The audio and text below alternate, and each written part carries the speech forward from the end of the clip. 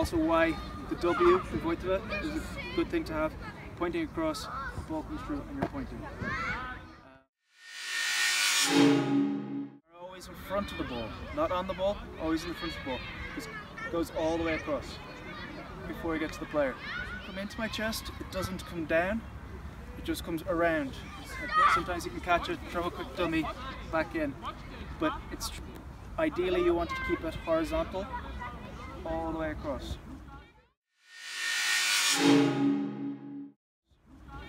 Now, again, one of the reasons for having the leg stepped this way is, like in tennis, your swing, that's the power leg. So your energy comes from that move. It's always the outside arm coming across the chest. So as long as that arm comes across the chest from a lower position of the ball, this ball will naturally spin over time once the player gets used to it. It never really comes from the elbows. There's no muscle in the elbow. Sometimes it comes from the shoulders, but most of the time it's just like a tennis racket or a baseball. It's the twist and the step that gives the most power.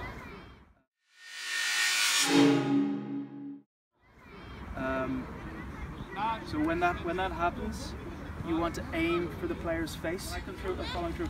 I want to aim for the face, because the ball will naturally arc and come down. Yeah, does that make sense? Ballistic. Yeah, I like a ballistic.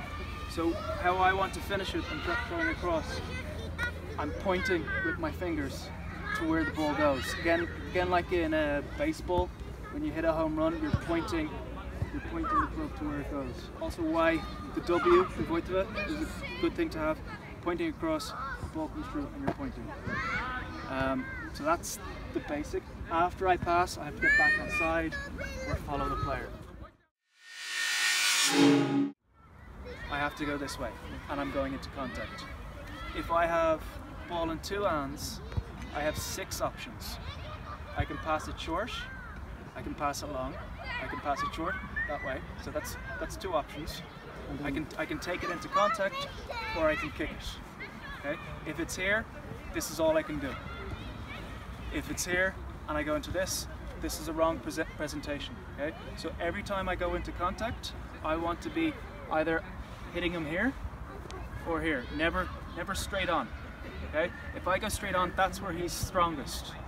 So that you can open the door this way. The door handle is not at the hinges. It's not close to the door. So when Lukasz, when your hands are like this, I can come out and go into the contact here. And I'm able to change my hands and always be between the player and the ball. Make sense? Yep. Chcete to, že to omezuje možnosti, které má ten hráč, že v podstatě, když to držíte jedné ruce, tak má jenom jednu možnost, to znamená odmítnout a jít jenom na tu jednu stranu, aby ten balon držel vzadu, protože kdyby šel takhle, tak je ve špatné pozici. A když bude mít ten balon v těch 2 rukou, tak bude mít vlastně 6 možností, krátká přihrávka vpravo, dlouhá vpravo, krátká levo, dlouhá vlevo a potom jít na jednu stranu nebo na druhou stranu nebo pokopnout. Jo? Potom říká, že vlastně dobrá pomůcka pro ty děcka je vysvětlit jim, jak se vlastně otvírají dveře, že vlastně, když vidí toho obránce, takhle, anebo vlastně takhle, jo? Že vlastně otvírám si dveře a jdu kolem toho hráče, jo? Že vlastně schovávám to. Jo. The shin, you're hitting the hip, you're hitting the side, you have the ball in your hands, you present and you hit your shoulder. In a way that you're kind of rolling to the ground. Again, it's the shin, the hip, the arm, present the ball. So it's just a roll down. Okay? Oh, yes. So you do it, you do it, you do it. And you have a game of domino. Mm-hmm. So you've got to do it right. And out. And you see that. You got to go up and go to the end of the line. And you can do this up the pitch and down the pitch. And the first team to get up to the pitch wins. You're coming again, you're going to the outside of the door handle. You're coming through, and when you hit, you want the player to roll and present the ball this way. It's the same sequence of hits out. So you want to come around, and then in your movement, run and do the same hits. Mm-hmm. A lot of the time, so you Your feet are shoulder width apart. Your knees go slightly over your toes. You bend, so there's an arch at your back. So you want to pull. You also want to pull your shoulder blades, as if there was something there behind your shoulder blades to pinch together. Present your chest. Make the core muscles strengthened. So again, that helps arch the legs. And this is a lot of the people will try and bend and fold their back, but you want to get your hips and rotate it down. So you're keeping that arch and straight at the back. You start to feel a little bit more strain here. You want your neck in a neutral position, so you want to keep it nice. And I always want to be looking towards the contact. So the eyebrow or the end of the try line or the pitch, the horizontal line. It's very important that kids learn to look at contact, because the body naturally reacts to impact if they can see it. If their eyes are closed, if the thumb is dead, and it's all this kind of stuff, the body won't react well to it. So this is a lot of the time you get the kids to try and do this, and then you come in and try and push them over, and the first kid to fall down wins or has to do a run. So this position is really good for tackling and going into rucks and mauls. So it's going forward. So what I want to be doing is I want to be stepping somewhere in this circle, okay? Because your center of gravity is about a fifth below your belly button. So if I'm below his center of gravity, I'm naturally stronger. This is why I want to get my feet somewhere around here. Not here, so you knock the knees, but here. So in the Tatra power, I want to step into this position. Okay? I'm still looking up, my cheek to his cheek. Tackle on his shoulder base. That is a really fleshy place. It's a good place to show kids where to hit. So you really want to be hitting this part of the leg. Okay? The arms come out and around, and you go into this what's called a ring of steel, where you want to get your arms around the body and either clamp and clasp with your arms, and as you fall down, go slower around the ankles. This is the first basic level, because a lot of the times at under 8s there'll be size difference. But the closer I can get in down, my next foot goes in, and I try to push cheek and cheek. Okay, a lot of is much more better than this. This is really bad because it encourages that way. So it's all about getting the confidence of the player going forward.